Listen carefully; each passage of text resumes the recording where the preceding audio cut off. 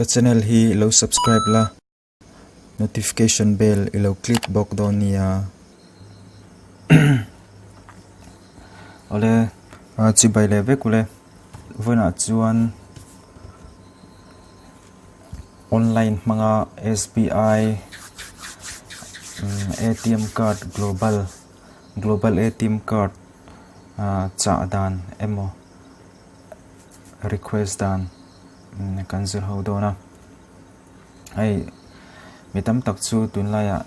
na kan buaya bank ka te kan kalman lova tin bank ka chuan dor tu ten lo tam trina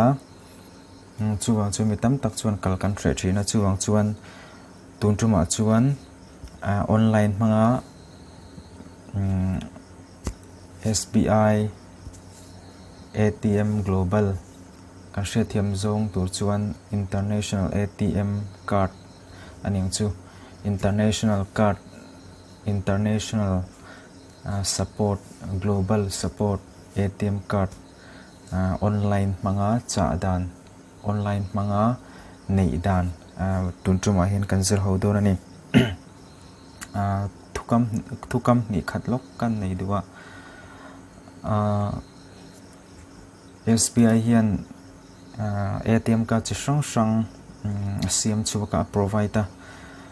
chung jing chuan State Bank Classic debit card kan tiang chi te chuan State Bank Silver International debit card kan tiang chi te he tam maya gold silver kan ti te platinum kan ti te chi sang som ai tam som chuang ma a provider alem te hi han en nge la Mizoram a chuan tuna kan mu State Bank Classic kan tiang chi te tin silver kan tiang chi te tiang rong te tin he tiang rong chi te maestro mo tiang chi te hi Mizoram ATM card State Bank B ka SBI B ka ATM card kan man tlang lon te chuan nia atlang puin heng tuna kan mu pathum ATM card pathum khan global support lawa international support lawa international support kan han ti te chu tuna kan mong hian State Bank debit card global kan tiang chi heng hi nia chiang zokin han enila he tiang chi hi ania tuna kan mong hian he tiang chi hi international support ania chuan kan soile du chu global international support enge a that big na kan ti chuan atun la ya heng foreign India ram ni lo foreign a thil te kan cha na sa to ma international ani meng chu antinan Amazon apo na US ang chi te chuan Club Factory kan tiang chi te chuan tun lai lar man tlom the AliExpress kan tiang chi khatiang website a thil kan valei don emo thil kan va cha don khan global support ATM card kan nei lo chuan payment ti theilawa transaction ti theilawa ni chuwang chuan tiang global ATM card kan nei lo chuan international support kan nei lo chuan thil foreign India ram pona mi kha kan cha in kan lei theilawa apoi ani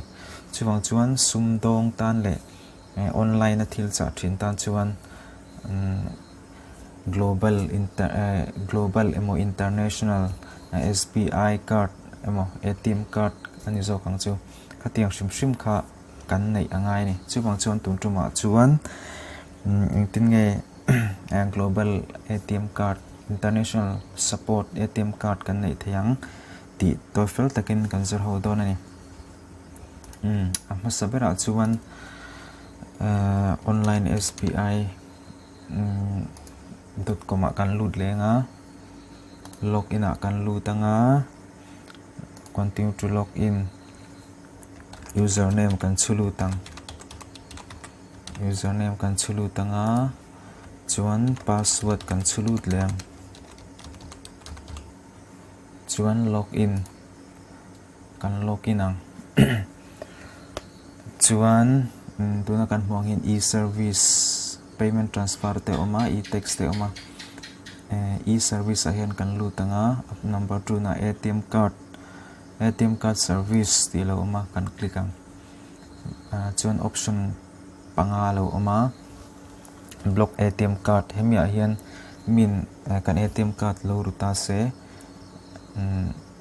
poisa 10 lakh chu thelo nan khan kan ATM card block ang chumi tan chuan hemi option a kan lut anga pahnih na ATM card limit channel users change a hian ATM card limit ni khata kan lak chu thei limit te kan set na ania ATM pin generation chu kan rema anga ATM card thar kan neya kami a pin tur digitally kan generate na khan me new ATM card activation ATM card kan cha thara kami kan ba activate na khan me tin number 5 na hian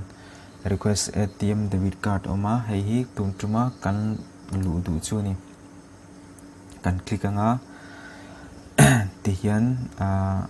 alo langa ATM card request ATM card alo langa ta chuan tuya kan hmuang hian name on the card ti oma chu card ta kan ming om kha tuna kan nei lai me ka card ming kha kan da nga chuan select ATM card om ta ni heta hian en chiang deuila SBI Global International Debit Card Mastercard te oma SBI PayPass International Debit Card Global International Debit Card chu sang classic domestic rupee te om ta ni heta hian kan du chu global international debit card ani wangin global international ATM card ni wangin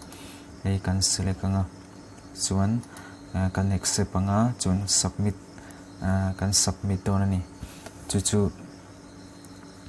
kan ti dan turani a chiang zokin heta hian an lut taila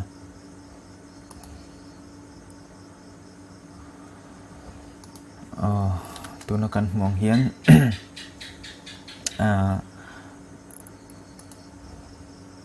request ATM card kan click ta a ti chuan option te kha kan me hnuah khan using one time password le using profile password la lom ta khata khan using one time password kan click chuan kan hret thewangin mobile kan register na number khan one time password do thlinga chu kan type lu tanga hnuwa request na tur ATM request na tur lo langa chu ni maya apani na chuan using profile password in ti hetai chuan profile password kan recheunga kami kha kan enter anga chuan kan request te don ti na ni using profile password hi ten kan click anga ti chuan profile password kha kan click lut lenga chuan tuna kan hmong hian china kan hmu tho khania name of the card ti lo oma chuan select on the card tia hian china kan hmong khan variety sang lo omanga tiang hian state mastercard state bank global tiang china kan hmong khan chi sang omani ni china kan en khan en le lokila ni china kan hmong khan he tiang chi hi tam taka oma ta khan SBI Global International Debit Card Global International Debit Card ka kan select anga ti chuan accept terms and condition kan click le bok anga